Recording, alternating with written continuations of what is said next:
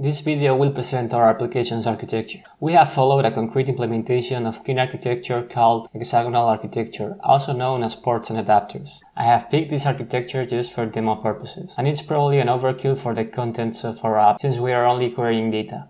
It would have been a better choice if our use cases were more complex and our domain had more business logic. Still, I like the music problem domain and we can use it for a test implementation. We'll just do a quick overview before we start navigating our app. Clean architecture can be depicted as a set of concentric circles containing each our application's modules. The business domain is located at the center.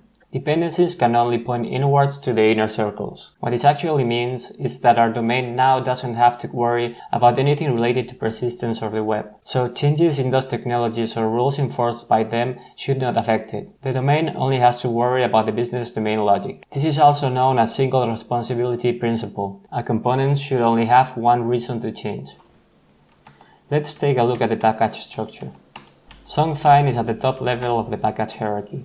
At the moment it contains song finding functionality, playlist functionality, and artist functionality. In the future, we should separate each of these functionalities in a separate top-level package. But let's go back to the current state. We have the following packages. Domain, where we put our domain model. Application. Inside our application package, we have a ports and a use case package. Use cases. Make use of the domain entities to accomplish business functionality. Ports. Ports are there to communicate our applications with the outer world. Both packages contain interfaces. Adapters. They are separated by data direction in and out and the technology they use to communicate with external systems.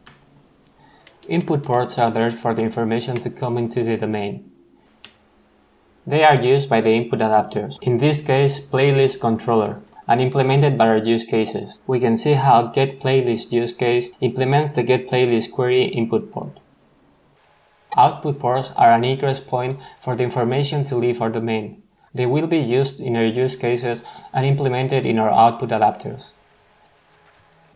which could be a persistence layer or, like in this case, an external API. The adapters also need entities to carry information. Therefore, we have to duplicate here the part of the domain entities that will be used in that communication. These adapter entities also enforce some technology-specific rules. For example, we have used JSON property annotation to rename the incoming JSON to match the Java naming standards. Having to duplicate these entities is the price we have to pay for our domain model independence. To translate between entities from different packages, we use mappers. Using a technology like Mapstruct greatly reduces the effort to create them. To enforce architectural limits, we are relying on Java's visibility features. Only the domain which will be used in the use cases and the ports need to be public.